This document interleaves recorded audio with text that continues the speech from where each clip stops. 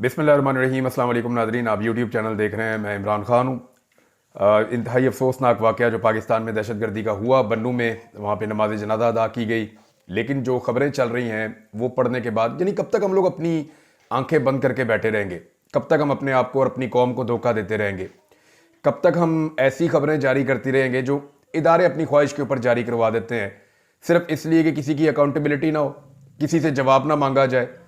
पाकिस्तान का किसी भी इदारे का बजट इतना बड़ा नहीं है जितना बजट हम अपने दिफा के ऊपर खर्च करते हैं। जितना पैसा हम लगाते हैं अपनी सिक्योरिटी के ऊपर, अपने दिफा के ऊपर, इतना पैसा तो हम कहीं भी नहीं लगाते। पाकिस्तान की फ़ौज दुनिया की बड़ी फ़ौजों में से एक फ़ौज है और फिलहाल पाकिस्तान की किसी मुल्क के साथ ऐसी दुश्मनी नहीं है कि हमने उनके साथ जंग लड़नी है। कश्मीर वाला मामला तो आपके सामने गया। अब जो लोग कहते थे फ़लस्तीन को पाकिस्तान आज़ाद करवाएगा, वो भी हमने देख लिया जो कुछ पाकिस्तान ने किया। तो क्या पाकिस्तान ने अफगानिस्तान के साथ जंग लड़नी है? कोई भी मुल्क ना पाकिस्तान के साथ जंग लड़ेगा, ना पाकिस्तान किसी मुल्क के साथ जंग लड़ना चाहता है। ले दे के ये दहशतगर्दी के वाकयात हैं और इतनी बड़ी हमारे पास माशाल्लाह फौज है, इतना ज़बरदस्त निज़ाम है इंटेलिजेंस का, एजेंसियों का, लेकिन हमें बार बार नाकामी क्यों होती है? खबर जारी करवाई जाती है जी दहशतगर्द हमला नाकाम हो गया। ऐसी खबर जो है वो आर्मी पब्लिक स्कूल पे हमला करने के बाद भी कहा गया कि दहशतगर्द हमला नाकाम हो गया। जहां जहां पे बड़े बड़े दहशतगर्दी के वाकयात हुए, GHQ पे अटैक हुआ था, बाद में कहा गया दहशतगर्द हमला नाकाम हो गया। कराची में जो मेहरान एयरबेस है वहां पे अटैक हुआ था, हमारे बहुत कीमती तैयारे तबाह कर दिए थे दहशतगर्दों ने, बाद में कहा गया जी हमला नाकाम हो गया। जितने भी आज तक दहशतगर्दी के हमले हुए हैं पाकिस्तानियों के ऊपर, उनके बाद में एक बात जरूर की गई है पाकिस्तान के सिक्योरिटी जराये के मुताबिक, और पाकिस्तान के सारे मीडिया ने इसको चलाया भी है कि दहशतगर्दी का हमला नाकाम हो गया। ये जो खबर चलाई जाती है ना, इसके बाद नतीजा क्या होता है? हम अपनी अकाउंटेबिलिटी नहीं करते, हम अपनी कमियों और कोताहियों की तरफ तवज्जो नहीं देते, बल्कि हम सारी तवज्जो मोड़ देते हैं कि जनाब हम तो कामयाब हो गए हैं। अब ये कैसा दहशतगर्दी का जो हमला था जो नाकाम हुआ है, जिसमें 18 शहीद हो गए हैं पाकिस्तानी और दर्जनों जख्मी हो गए हैं, और पूरे बन्नू के अंदर, खैबर पख्तूनख्वा के अंदर, इवन पूरे मुल्क के अंदर खौफ व हरास फैल गया है। यानी दहशतगर्द का काम तो दहशत फैलाना है, तो वो दहशत फैलाने में कामयाब हो गया। यानी इतना बड़ा हमला था कि 2 खुदकुश बमबार थे, उसके अलावा वहां पे दूसरे दहशतगर्द 7 उनके आए थे अटैक करने के लिए। 16 दहशतगर्द बकौल सिक्योरिटी जराये के मारे गए हैं और जो शोहदा है उनकी तादाद 18 है। 18 शोहदा के बाद, दर्जनों जख्मियों के बाद भी हम ये कैसे कह सकते हैं कि दहशतगर्दों का हमला नाकाम हुआ? दहशतगर्दों का हमला नाकाम तब होता जिस जगह पे ये प्लानिंग कर रहे थे उस जगह पे इनको पकड़ लिया जाता। ये नाकाम तब होता जब ये हमला होने से पहले इसको डिफ्यूज कर दिया जाता, जब किसी एक शख्स का भी खून ना बहता, कोई एक धमाका ना होता और गोलियां चलाने की नौबत ना आती, और अगर आती तो उसके अंदर सिर्फ दहशतगर्दों का नुकसान होता। हम अपने आप को धोखा देते हैं, अपनी कौम को भी धोखा देते हैं। यहां पे ये दहशतगर्दी आई कैसे, इस पे मैं बाद में बात करता हूं। एक बड़ा इंकिशाफ है जो शामदाना गुलजार साहिबा ने किया है। इससे मिलती जुलती चीज जो है वो मोहम्मद मालिक जो जर्नलिस्ट हैं उन्होंने भी बताई है, और कुछ फैक्ट्स मेरे पास हैं, मैं आपके साथ अभी शेयर कर लेता हूं। सबसे पहले आप ये देखें कि अली अमीन गंडापुर साहब, जिनका सूबा बराह रास्त मुतासिर हुआ है, उन्होंने इस पे क्या स्टेटमेंट दिया है। पहले गंडापुर साहब ने वफाक के ऊपर बहुत तनकीद की है इस सारे मामले पे, और उन्होंने कहा कि पाकिस्तान तहरीक इंसाफ की हुकूमत साजिश से गिराने के बाद उनकी तवज्जो पाकिस्तान तहरीक इंसाफ पर है। सिर्फ उन्होंने सारा जोर हम पर लगा दिया है। दहशतगर्दी ने दोबारा सर उठा दिया है। ये दहशतगर्दी को रोकने के लिए पॉलिसी नहीं बना रहे। यानी क्या जानबूझ के पॉलिसी नहीं बनाई जा रही? और अगर पॉलिसी नहीं बनाई जा रही तो क्यों नहीं बनाई जा रही? ये सवाल वजीर आला खैबर पख्तूनख्वा पूछ रहा है। उनका कहना है कि इनको परवाह नहीं है। अली अमीन गंडापुर ने कहा कि दहशतगर्दी सिर्फ सूबे तक महदूद नहीं रहेगी, पूरे मुल्क में फैलेगी। करम में अमन व अमान कायम करने के लिए काम कर रहे हैं। करम में जिन लोगों ने हमला किया उनको छोड़ा नहीं जाएगा, उनको दहशतगर्दों की तरह मारा जाएगा। अब ये जिस सूबे में दहशतगर्दी हो रही है वहां का वजीर आला कह रहा है कि फेडरल गवर्नमेंट इसलिए रिस्पॉन्सिबल है कि वो दहशतगर्दी के मामले को संजीदा नहीं ले रही। लेकिन जो दहशतगर्द आते हैं वो अफगानिस्तान से आते हैं, और अफगानिस्तान से पाकिस्तान आने वाले रस्तों के ऊपर पाकिस्तान की सिक्योरिटी फोर्सेस मौजूद हैं, और ये रिस्पॉन्सिबिलिटी वहाँ पे तो बहुत बड़ा, मैं तो क्योंकि घूम के गया हूँ वहाँ से, तो बहुत बड़ा वहाँ पे एक जंगला लगा हुआ है और ज़बरदस्त किस्म की फेंसिंग की गई है। 1-1 किलोमीटर के फासले के ऊपर वहाँ पे FC की चेक पोस्टें हैं, सिक्योरिटी फोर्सेस की चेक पोस्टें हैं, जगह जगह फौज बैठी हुई है, पूरा इंटेलिजेंस का एक मरबूत निज़ाम है। तो ये जो सारी चीज़ें हैं, इनकी मौजूदगी में कैसे हो जाता है कि दहशतगर्द आ भी जाते हैं, कामयाबी से हमला भी कर देते हैं और किसी को कानो कान खबर भी नहीं होती। ये बहुत बड़ा इंटेलिजेंस फेलियर है। इसके ऊपर जो स्टेटमेंट है अपोजिशन लीडर ने दिया है, उमर अयूब साहब ने, पाकिस्तान की कौमी असम्बली में अपोजिशन लीडर है, और उन्होंने कहा कि बन्नू कैंट और बलूचिस्तान में जो दहशतगर्दी के वाकयात हुए हैं, मैं उनकी मजम्मत करता हूं। दहशतगर्दी की ये जो लहर है, ये तमाम इंटेलिजेंस एजेंसियों की नाकामी है। हमारा मुतालबा है कि इन एजेंसियों के अफसरान का कोर्ट मार्शल होना चाहिए। यानी ये एक मुतालबा है उनका कि अफसरान से पूछे ना कि क्या वो जिम्मेदार नहीं है।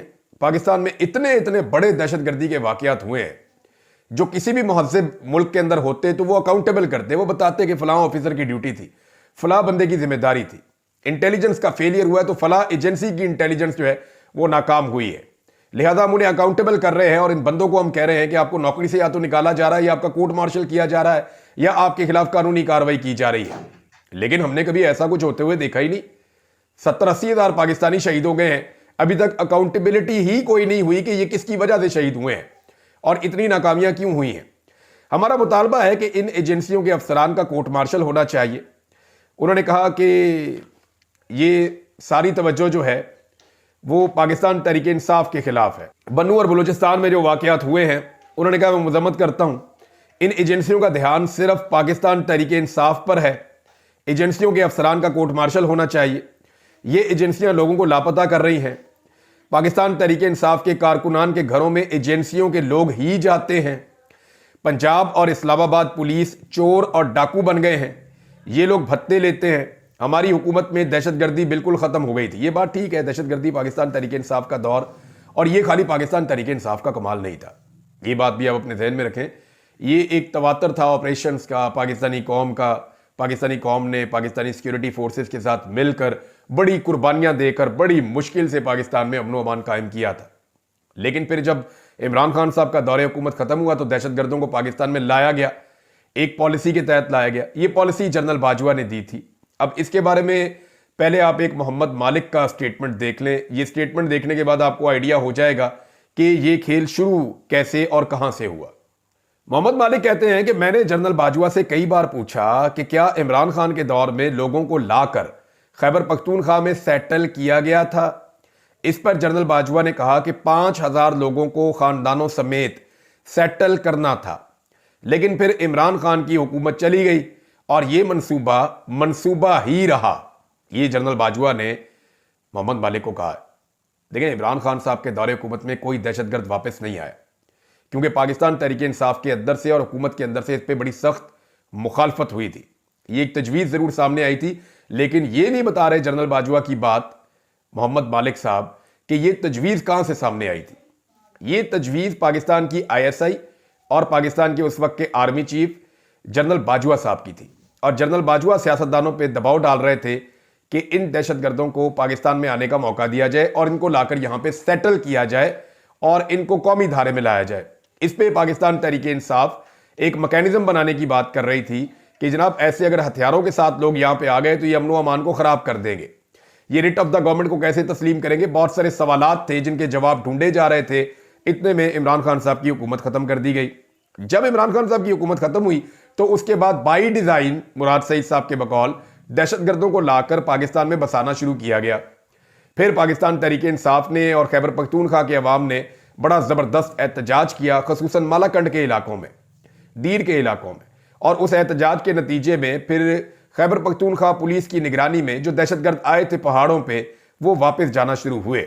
धमकियां लगाई गई उन लोगों को जो अमन के लिए निकले थे, दोनों जानिब से। मतलब यह है कि मुराद सईद बताते हैं कि पाकिस्तान के इदारों की जानिब से भी उन्हें धमकियां मिली, और वो ये बताते हैं कि दहशतगर्दों की जानिब से भी उनको धमकियां मिली। और ये हो ये रहा था कि पाकिस्तान के इदारों ने फैसला किया था कि दहशतगर्दों को वापस लाकर पाकिस्तान में बसाया जाए। जनरल बाजवा की बात जो है वो मोहम्मद मालिक कह रहे हैं, मैं तो नहीं कह रहा। वो बता रहे हैं कि बार बार उन्होंने जनरल बाजवा से पूछा और जनरल बाजवा ने इस बात का एतराफ किया और बाद में ये लोग पाकिस्तान में लाए भी गए। और इसका एतराफ उस वक्त नहीं किया हुकूमत ने, लेकिन बाद में ये मलबा जब थोड़ा वक्त गुजर गया, चंद महीने गुजर गए, तो हुकूमत को लगा कि लोग भूल जाएंगे, तो यही मलबा उठा के बाद में इमरान खान पर डालने की कोशिश की गई। अब इमरान खान साहब जेल में हैं तो इन्हें लगा कि वो जवाब नहीं देंगे, लेकिन अवाम ने हकायक निकालकर सामने रख दिए कि इमरान खान के दौर में इसकी मुखालफत हुई थी, जबकि पीडीएम की जब हुकूमत बनाई गई थी, मिलिट्री एस्टेब्लिशमेंट ने वो हुकूमत बनाई थी, उस हुकूमत में दहशतगर्द वापस आए थे, जिस पे पाकिस्तान तहरीक इंसाफ ने और खैबर पख्तूनख्वा की अवाम ने शदीद रद्द अमल दिया था। अब जरा शानदाना गुलजार साहबा का स्टेटमेंट देखिए। वो ये बताती हैं कि जनरल बाजवा ने स्वात के सरकट हाउस में डॉक्टर अमजद के पास अपने लोग भेजे थे और कहा कि इमरान खान को पाकिस्तान में और केपी में खत्म करने का एक ही तरीका है कि तालिबान को दोबारा से सूबे में वापस ले आओ 3 साल के लिए। ये शानदाना गुलजार का इंकशाफ है, यानी एक पॉलिटिकल फोर्स को खत्म करने के लिए एक मुसल्ला फोर्स को पाकिस्तान में मंगाया जाएगा। ये शानदाना गुलजार साहबा जो है वो मेंबर कौमी असेंबली है, कोई आम खातून नहीं है, और ये खैबर पख्तूनख्वा में बहुत वाइब्रेंट है वहां की पॉलिटिक्स में। और वो जो बात कह रही है उन्होंने बड़ी मुश्किलात बर्दाश्त की हैं इससे पहले भी, और अब अगर वो ये स्टेटमेंट दे रही हैं तो इसका कोई ना कोई मतलब तो है। और वो साफ कह रही हैं कि जनरल बाजवा उनकी इंफॉर्मेशन के मुताबिक बाई डिजाइन दहशतगर्दों को लेकर आना चाहते थे बालाकंड में या खैबर पख्तूनख्वा में, ताकि पाकिस्तान तहरीक इंसाफ की वहां जो हुकूमत है या जो उनका जोर है उसको खत्म किया जा सके। यानी तहरीक इंसाफ को खैबर पख्तूनख्वा में खत्म करने का एक ही तरीका है कि तालिबान को दोबारा से सूबे में वापस ले आओ 3 साल के लिए। अब ये वापस आएंगे तो आपकी मर्जी से जाएंगे। अब ये जो दहशतगर्दी हो रही है इसका जवाब कौन देगा, इस दहशतगर्दी से कौन निपटेगा। एक और नाजरीन मामला जो है वो ये है कि जो नमाज जनाजा हुआ वहां पे शोहदा का बहुत बड़ी तादाद में लोगों ने उसमें शिरकत की है बन्नू में। अगर आप वो मनाजिर देखें तो कितनी बड़ी तादाद में लोग मौजूद हैं, लेकिन इस जनाजे के लिए ना वजीर आजम गए और ना आर्मी चीफ गए। पाकिस्तान तहरीक इंसाफ के एहतजाज के दौरान जरा सी बात होती है तो नवाज शरीफ का, मरियम का, शहबाज शरीफ का, आर्मी चीफ का, सबका स्टेटमेंट आ जाता है। लेकिन यहां पे अभी तक मैं स्टेटमेंट देख नहीं रहा। मेरे सामने ये अखबार खुले हुए हैं, ऑनलाइन अखबार हैं। इसके अंदर ये मेरे पास ARY है, जियो है, एक्सप्रेस है। जिस वक्त मैं ये वीडियो रिकॉर्ड कर रहा हूं एक दफा फिर देख लेते हैं रिफ्रेश करके, मुझे किसी किस्म की कोई खबर नहीं मिल रही। ये मैं निकाल के देख रहा हूं, ना मुझे किसी नमाज जनाजा के साथ आर्मी चीफ नजर आ रहे हैं, ना मुझे वजीर आजम नजर आ रहे हैं, ना मुझे नवाज शरीफ का कोई स्टेटमेंट अभी तक नजर आ रहा है। ये सारी चीजें मैं देख रहा हूं। यहां पे मुझे ये जरूर नजर आ रहा है कि अमेरिका के साथ शहबाज शरीफ साहब कोई स्टेटमेंट जो है उसका तबादला कर रहे हैं। वो मैं बताता हूं क्या मामला है। लेकिन आप ये देखें कि पाकिस्तान तहरीक इंसाफ के एहतजाज के दौरान अगर एक हादसे में रेंजर्स एहलकार शहीद हो जाएं तो वहां पे नमाज जनाजा पढ़ने ये लोग चले जाते हैं, क्योंकि पाकिस्तान तहरीक इंसाफ को कॉर्नर करना होता है, उसको दीवार के साथ लगाना होता है। तो पाकिस्तान तहरीक इंसाफ के खिलाफ तो पूरी फोर्स को तगड़ा किया जाता है ना, खड़ा किया जाता है। लेकिन दहशतगर्दों के खिलाफ जब मुकाबला हो रहा है तो वहां पे क्यों नहीं जा रहे? वहां पे भी नमाज जनाजा में जाना चाहिए, वहां पे भी उसी तरह का जोशो खरोश दिखाना चाहिए जैसा जोशो खरोश एक पॉलिटिकल पार्टी को कुचलने के लिए दिखाया जाता है। और ये मैं कॉमन सेंस की बात कर रहा हूं, आम आदमी इसे फील करता है। वो ये फील करता है कि दहशतगर्द आए, उन्होंने पाकिस्तानियों का कत्लेआम किया, पाकिस्तानियों का नमाज जनाजा हो रहा है, ना आर्मी चीफ है ना वजीर आजम है। वैसे तो वजीर आला खैबर पख्तूनख्वा को भी होना चाहिए था। लेकिन एक सियासी जमात एहतजाज करती है और एक हादसे के नतीजे में, जिस हादसे से उस सियासी जमात का कोई ताल्लुक नहीं है, 3 एहलकार शहीद हो जाते हैं, तो उनके नमाज जनाजा में वजीर आजम भी पहुंच जाते हैं और आर्मी चीफ भी पहुंच जाते हैं और बाकी लोग भी पहुंच जाते हैं। इसका क्या मतलब ले? यानी आप उभारते हैं हर उस जज्बे को जो एक सियासी जमात के खिलाफ पैदा हो सकता है, और दहशतगर्दी के खिलाफ क्या आपकी वो तवज्जो नहीं है? अब कोई किसी किस्म का जब तवज्जो ही नहीं है तो फिर किस किस्म की अकाउंटेबिलिटी होगी? कौन पूछेगा कि कौन जिम्मेदार है इस दहशतगर्दी के वाकये का? पाकिस्तानी पहली मर्तबा सवाल उठा रहे हैं, जोरदार तरीके से उठा रहे हैं कि इंटेलिजेंस फेलियर है। इस इंटेलिजेंस फेलियर के लिए जो जिम्मेदार है उसके ऊपर जो है वो एक्शन लिया जाए। नवाज शरीफ साहब के हवाले से सिद्दीक जान साहब ने एक ट्वीट किया, वहीं से मेरी तवज्जो हुई इस बारे में। फिर मैंने देखा कि वाकई में नवाज शरीफ साहब ने तो कोई बात ही नहीं की इस बारे में। जिस नवाज शरीफ के लिए पूरी कौम को खिलाफ कर दिया गया, इस नवाज शरीफ ने बन्नू वाकये की मजम्मत का कोई एक ट्वीट तक नहीं किया। इमरान खान जेल में बैठकर मुल्क के लिए फिक्रमंद है, बढ़ती दहशतगर्दी पर फिक्रमंद है, दहशतगर्दी के खात्मे के हल तजवीज़ कर रहा है, और जिसकी 17 सीटों की पार्टी को मुल्क पर मुसल्लत कर दिया गया है, वो इस जंग की ओनरशिप तक लेने को तैयार नहीं है। ये सिद्दीक जान साहब ने बात की है और बात बिल्कुल ठीक की है। यानी आप इस बात को हवा में नहीं फेंक सकते। वजह यह है कि इस हुकूमत की तो तवज्जो ही नहीं है। इन्हें अभी आप कह दें कि इमरान खान पे अटैक करना, और मजे की बात यह, इन्होंने जितना जोर लगाया ना इमरान खान को मारने के लिए, चाहे पाकिस्तान के इदारे हैं, पाकिस्तान की हुकूमत है, इतना बजट लगा दिया, इतना पैसा लगा दिया, एक के बाद एक अपना डिजिटल प्लेटफॉर्म भी लॉन्च करते चले जा रहे हैं। कुछ 2-3 तो लॉन्च हो गए हैं, एक आधा सुनने में आ रहा है कभी मजीद डिजिटल प्लेटफॉर्म लॉन्च किया जा रहा है पाकिस्तान के इदारों की जानिब से, इंटेलिजेंस एजेंसियों की जानिब से। तो ये सारा कुछ इन्होंने करके देख लिया, अरबों रुपए भी खर्च कर लिए, जुल्म जबर और फस्तायत का बाजार भी गर्म कर लिया, अदलिया को भी तबाह कर दिया, आइन का भी हुलिया बिगाड़ दिया, पार्लियामेंट को भी कंट्रोल कर दिया। सारा कुछ करने के बावजूद मैं एक बात लिख कर देता हूं कि जिस दिन कैदी नंबर 804 बाहर आएगा ना, वो कुरान पाक की एक आयत पढ़ेगा और इनकी सारी मेहनत जाया हो जाएगी। वो जिस दिन बाहर आकर कहेगा ना इय्याक नअबुदु व इय्याक नस्तईन, तो आपके अरबों रुपए उड़ जाएंगे जितनी आपने आज तक कंपेन की है, क्योंकि ये कौम को शऊर दिया इमरान खान ने। इमरान खान की कोई आसमान से उतरे हुए तो नहीं है, उन्होंने माजी में बहुत गलतियां की होंगी, सब लोग करते हैं, मैंने गलतियां की हैं, इमरान खान साहब भी कर सकते हैं, बहुत सारे लोग करते हैं। लेकिन इमरान खान का जो एहसान अजीम है इस कौम के ऊपर, कि वो जो मसला इस कौम को पिछले 70 साल में समझ नहीं आ रहा था, वो मसला इमरान खान ने कौम को समझा दिया है, और कौम को अब इतनी समझ आ गई है कि वो अब किसी की बातों में आने की नहीं है। यानी जितना मर्जी आप जोर लगा लें, जितना मर्जी आप पैसा खर्च कर लें, जो मर्जी आप कर लें, जमीन आसमान के आप कलाबे मिला लें, जितने मर्जी मरासी आप हायर कर लें, जैसा दिल करता करके देख लें, जिस दिन इमरान खान बाहर निकलेगा वो निकल कर कहेगा इय्याक नअबुदु व इय्याक नस्तईन, और पूरा पाकिस्तान उसके साथ खड़ा हो जाएगा। इस वक्त तक की सूरत हाल ये है। मुझे नहीं पता कल इमरान खान साहब आने के बाद कोई गलती करें और गलती करने के बाद उनकी मकबूलियत को ठेस पहुंचे, मुमकिन है, लेकिन इस वक्त इमरान खान का इस मुल्क में तोती बोलता है। कल सनाउल्लाह मस्ती खेल साहब ने क्या जो है वो इंकशाफ किया था, मेंबर कौमी असेंबली है, उन्होंने दावा किया कि आर्म फोर्सेस के अंदर एक सर्वे करवाया गया और उसमें 94% इमरान खान साहब मकबूल हैं। 94% इमरान खान साहब मकबूल हैं, ये उन्होंने क्लेम किया है। अब नाजरीन, ये जो अमेरिका वाली खबर है वो भी आपके साथ शेयर कर देते हैं। खबर ये है कि एक दहशतगर्दी का नेटवर्क था और इसने अटैक किया था अमेरिकन के ऊपर, जब अमेरिकन का 3.5 साल पहले अफगानिस्तान से इनखला हो रहा था। और डोनाल्ड ट्रंप ने कांग्रेस के मुश्तरका इजलास में अपना खिताब करते हुए 2021 में अमरीकी फौज के इनखला के दौरान जब वो अफगानिस्तान से निकल रहे थे, तो काबुल एयरपोर्ट पे एक बम धमाका हुआ था जिसमें 13 अमरीकी फौजी जो है वो हलाक हो गए थे। इसमें जो है वो इंटेलिजेंस फ्राहम की अमेरिकन CIA ने और पाकिस्तान की एजेंसियों ने कोशिश करके वो बंदा जो दहशतगर्द है मोहम्मद शरीफुल्लाह, उसे गिरफ्तार करवा दिया, बल्कि पकड़ के उसको हवाले करवा दिया अमेरिका के। तो इस पे डोनाल्ड ट्रंप ने शुक्रिया अदा किया। तो शहबाज शरीफ साहब के लिए तो ये एक मौका है, और उन्होंने फौरी तौर पे जो है वो कहा कि आपने हमारा किरदार तस्लीम किया। डोनाल्ड ट्रंप की जानिब से उन्होंने बहुत शुक्रिया अदा किया डोनाल्ड ट्रंप का, शहबाज शरीफ ने, और उन्होंने कहा जी हमने हमेशा दहशतगर्दी के खिलाफ किरदार अदा किया है और अफगानिस्तान में इंसदाद दहशतगर्दी की कोशिशों में पाकिस्तान के किरदार को तस्लीम किया। मजे की बात यह, शहबाज शरीफ साहब उसी ट्विटर के ऊपर से ट्वीट कर रहे हैं डोनाल्ड ट्रंप को पढ़ाने के लिए, उसको खुश करने के लिए, जो ट्विटर उन्होंने पाकिस्तान में बैन किया हुआ है, अंदाजा करें आप।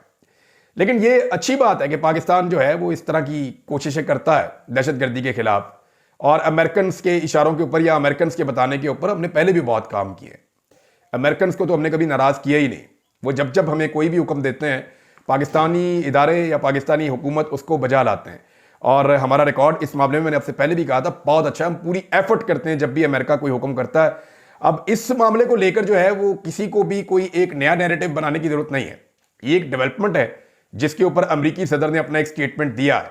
लेकिन याद रहे कि अमेरिकी सदर ने अभी तक इमरान खान के हवाले से या पाकिस्तान के अंदर जो एक फेक इलेक्शन हुआ है उसके हवाले से, या पाकिस्तान में जुल्म जबर और फस्तायत का जो एक बाजार गर्म है उसके हवाले से अभी तक डोनाल्ड ट्रंप ने किसी किस्म का कोई स्टेटमेंट नहीं दिया है। हाँ, ये जरूर है कि उनकी पार्टी के लोग इस बारे में बात करते रहते हैं। पहले रिचर्ड ग्रेनल करता था, लेकिन जब से हुकूमत बनी है तब से उसने बात नहीं की, और जो विल्सन जो है वो आजकल बहुत बात करता है। किसी दिन अचानक ये चुप भी हो सकता है, लेकिन किसी दिन मामला दूसरी तरफ भी जा सकता है। कुछ लोग ये दावा कर रहे हैं कि डोनाल्ड ट्रंप अल्टीमेटली पाकिस्तान में आवाज उठाएगा इस जुल्म और बर्बरियत के खिलाफ, क्योंकि उसने वादा कर रखा है। अब देखते हैं कि ये मामला कब होता है और किस तरीके से होता है। नाज़रीन, उमर अयूब साहब ने एक और स्टेटमेंट दिया है, ये स्टेटमेंट मैं आपके सामने रख देता हूं। पहले उमर अयूब साहब कह रहे हैं कि 2 सालों में 2 करोड़ पाकिस्तानी जो हैं वो गुर्बत की लकीर से नीचे चले गए हैं, और लगातार पाकिस्तानी जो हैं वो गरीब होते चले जा रहे हैं। और उन्होंने ये भी दावा किया कि महंगाई कम करने की जो हुकूमत दावे कर रही है, कोई भी वजीर मेरे साथ निकले अवाम के अंदर दूध का दूध और पानी का पानी हो जाएगा। अवाम के अंदर तो कोई निकल ही नहीं सकता इनमें से। जाए ना जाके पब्लिक से पूछें क्या हमने महंगाई खत्म कर दी है। अगर आपने महंगाई खत्म की होगी तो अवाम आपको सर आंखों पर बैठाएगी, और अगर आपने महंगाई बढ़ा दी है तो फिर आपको पेड किस्म के छोटे छोटे प्रोग्राम करने पड़ेंगे, लोगों को इकट्ठा करना पड़ेगा, अपने वर्कर ढूंढने पड़ेंगे, ऐसे लोग ढूंढने पड़ेंगे जिन्हें आप खरीद के ले जाएं और ले जाके अपनी सेल्फियां या टिकटॉक्स वगैरह बना लें। इस काम में मरीम नवाज बहुत तेज है, आप उनसे जो है वो इसमें ले सकते हैं, तरबियत भी ले सकते हैं और उनसे मदद भी ले सकते हैं, क्योंकि उन्होंने बड़े ज़बरदस्त किस्म के जो हैं वो फेक प्रोग्राम्स किए हैं। बड़े शानदार तरीके से उन्होंने जो है लोगों को बेवकूफ़ बनाने की कोशिश की है। लेकिन ये नई नस्ल है, ये ना बेवकूफ़ बनती है और ना ये बनने देती है, बल्कि ये हकायक निकाल कर सामने रख देती है। नाज़रीन, नॉन कस्टम गाड़ी के ऊपर झंडा लगाने का जो मामला था, एक खबर आई थी, शहबाज राणा साहब की खबर थी कि जो वफाकी वज़ीर ख़ज़ाना है उन्होंने एक नॉन कस्टम गाड़ी के ऊपर झंडा लगाने का हुक्म दिया था कि जनाब झंडा लगाया जाए एक नॉन कस्टम गाड़ी के ऊपर। इस मामले को chairman public account committee Junaid Akbar साहब की हदायत पे उठाया गया है और कस्टम कलेक्टर आयशा न्याज के ट्रांसफ़र का नोटिस लिया गया है। वज़ीर ख़ज़ाना ने नॉन कस्टम गाड़ी पर झंडा लगाने का हुक्म क्यों दिया गया, ये भी पूछा। क्या नॉन कस्टम पेड गाड़ी पर वज़ीर का झंडा लगाया जा सकता है? 1 हफ्ते में तहकीकात करके रिपोर्ट जमा करवाएं। ये जनाब सवाल जुनैद अकबर साहब ने उठा दिए हैं उस खबर के बाद। तो ये एक अच्छी डेवलपमेंट है। अब पता चलेगा कि इन्होंने इस खातून को क्यों खुड्डे लाइन लगाया और उनसे किस चीज़ का इंतकाम लिया। और नॉन कस्टम पेड गाड़ी अगर वज़ीर ख़ज़ाना चलाएगा तो पाकिस्तान की मईशत कौन चलाएगा? वो भी फिर नॉन कस्टम पेड ही चलती रहेगी। जैसे गाड़ी नॉन कस्टम पेड चलती है, ऐसे ही पाकिस्तान की मईशत भी नॉन कस्टम पेड ही चलती रहेगी। अब तक के लिए इतना ही। अपना ख्याल रखिएगा, अपने इस चैनल का भी। अल्लाह हाफ़िज़।